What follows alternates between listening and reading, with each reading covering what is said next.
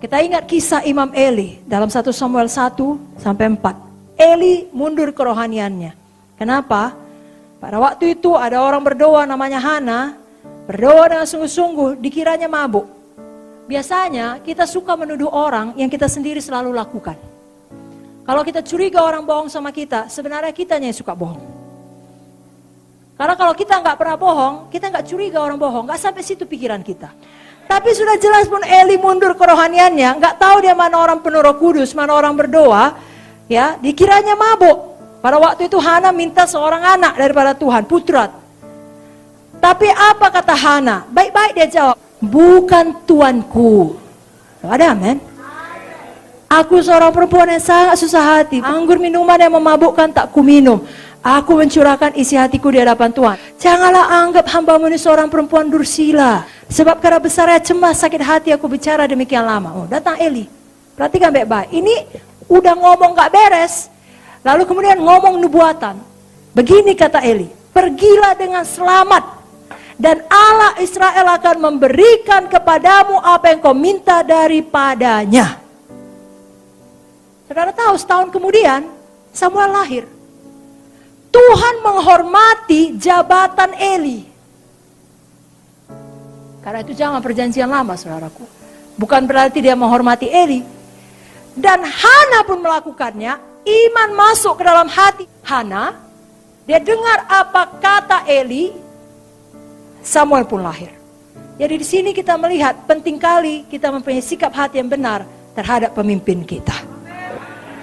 Amin.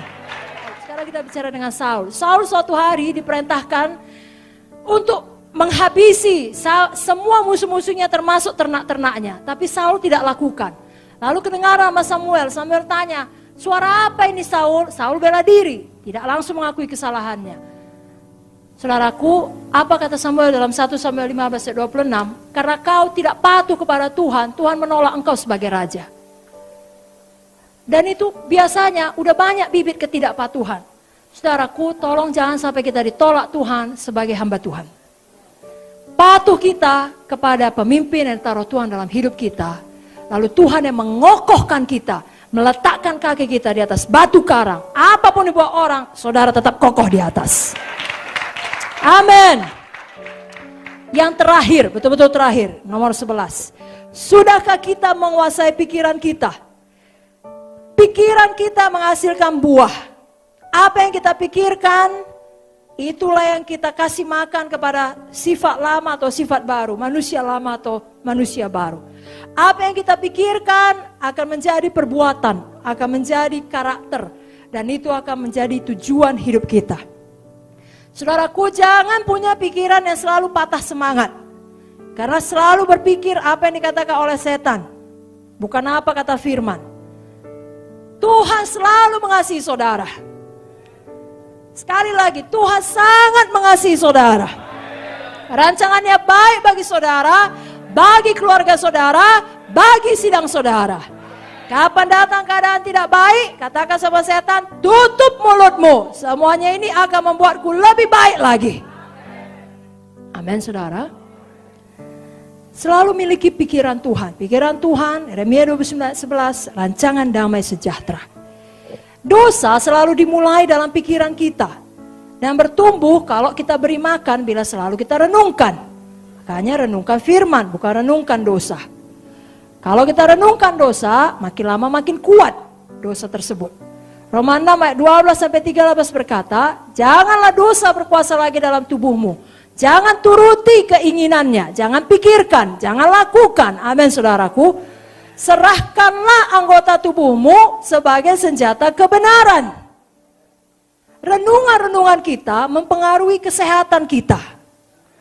Mazmur 19 ayat 15 berkata, Tuhan, mudah-mudahan Engkau berkenan atas ucapan mulutku dan renungan hatiku. Kita tidak akan punya kemenangan sebelum kita mengendalikan pikiran kita. Kalau dulu Bapak selalu mengajari saudara, di manakah peperangan yang sebenarnya terjadi? Dalam pikiran kita. Menang dalam pikiran, menang semuanya. Sebabnya sekali lagi, perlu kali pikiran ini dikuasai oleh firman Tuhan.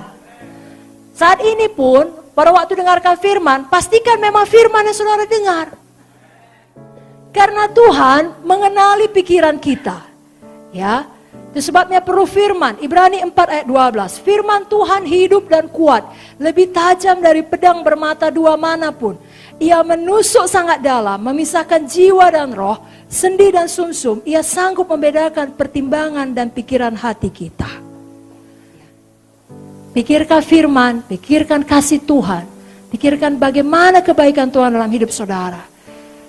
Saudara akan selalu sukacita. Kuasai pikiran saudara.